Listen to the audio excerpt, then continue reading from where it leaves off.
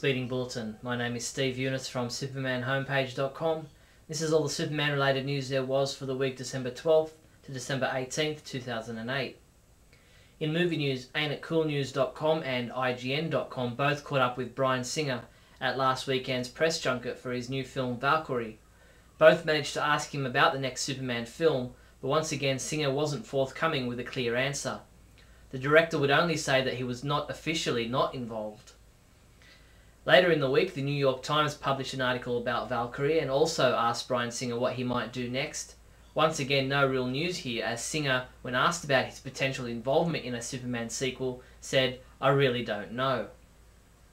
But more substantial news came in the form of an interview at Collider.com, who spoke with Warner Brothers president Alan Horn to see where they were with their superhero movies.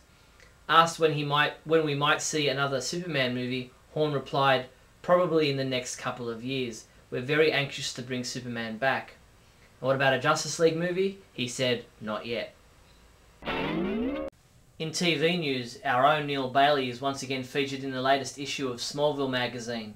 Issue number 30 on shelves now features a number of great articles, and towards the back you'll find the second part to Neal's examination and comparison of Brainiac on Smallville to his comic book counterpart.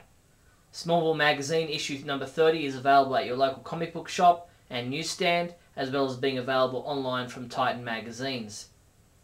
CTV's E-Talk caught up with Erica Durance to get some more goss on what's going on with Lois Lane in upcoming episodes of Smallville. Erica talks about Lois and Clark getting closer, having Kristen Kruk return to the cast, and other bits and pieces. You can watch the video interview via YouTube. CW revealed the trailer for the Legion episode of Smallville, scheduled to air on January 15th, 2009 in the US. This episode was written by comic book writer Jeff Johns and marks the return of the remainder of the Season 8 episodes. In comic book news, IGN.com conducted an interview with Superman Comics editor Matt Idelson to ask him all about the changes in the Superman books in 2009. In regards to Greg Rucka writing Action Comics, Matt said, "The flavour of the stories in Action is really interesting and kind of different from what we've seen in the book prior, and without getting into specifics, Greg seemed really suited for telling them." Newsarama.com grabbed time with writer Dwayne McDuffie to get the inside scoop on his upcoming run on Justice League of America, which will be a team without Superman, Batman and Wonder Woman. McDuffie said, "This is going to be a very tough year for the Justice League. In issue number 31, things hit bottom and the League is at its weakest. Unfortunately, that's precisely when the threats start to get bigger, way bigger."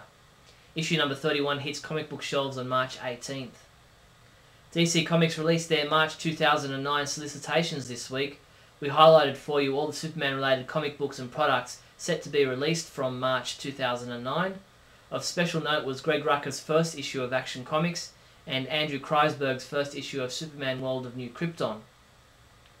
Superman comic books we reviewed this week included Action Comics 872, which was reviewed by Adam DeChannel, who rated it a 3 out of 5, saying, "This issue seemed to jam in far too much to be enjoyable." Barry Fryman reviewed Final Crisis number 5, saying, "The problem is nothing particularly surprising happens amidst all this action," and he rated it a 3 out of 5. Superman and Batman vs. Vampires and Werewolves number 5 was reviewed by Ralph Silver, who rated it a 4 out of 5, saying, "It is a rather moody, macabre and unusual series, but for me, this adds to its appeal." Trinity number 28 was reviewed by Barry, Neil and Jeffrey, with all three guys rating this issue, yep, you guessed it, a 1 out of 5.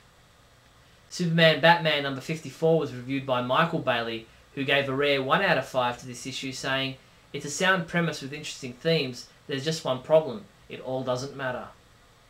Michael also reviewed Justice League of America number 27, saying, "The best part of this story was Black Canary standing up to Superman, Batman and Wonder Woman," and he gave it a 4 out of 5. Superman comics and other items shipping this week from December 17th include DCU Holiday Special 2008, Super Friends number 10, Supergirl number 36, which also comes in a variant edition, Tangent Superman's Reign number 10, Trinity number 29, Superman Past and Future trade paperback, and the new edition of the Supergirl vinyl statue by Kotobukiya. In other news, Superman homepage reviewer James Lance continues reviewing story arcs from the 1940 Superman radio series. This week James reviews the Secret Rocket story from 1947, in which the FBI issues a warrant for the arrest of Superman in connection to violations of national security. That's all the Superman related news there was for the week December 12th to December 18th. I'm Steve Younis from supermanhomepage.com.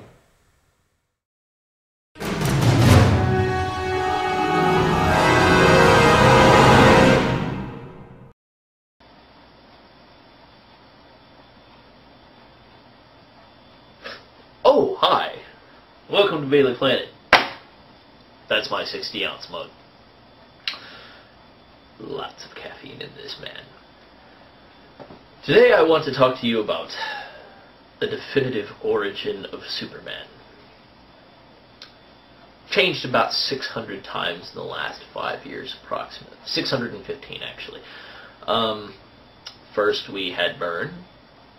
Then we had Burn and Burn and Burn and Burn and Burn until about 2000, and then they fired everybody. You hear that car door slam? That was perfect timing. I live in an apartment now. Anyway, so then we had Birthright, and everything changed, and everything fit into Birthright according to the suits, and then didn't fit into Birthright according to common sense. And then we had New Earth.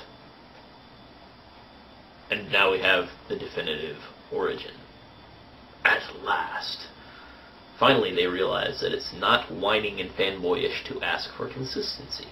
It's going to be done by Jeff Johns. I think it's going to be a great series. And I think we may have a definitive origin for Superman. It's so great, cats appear out of nowhere. Bailey Planet is sponsored by Gibbo.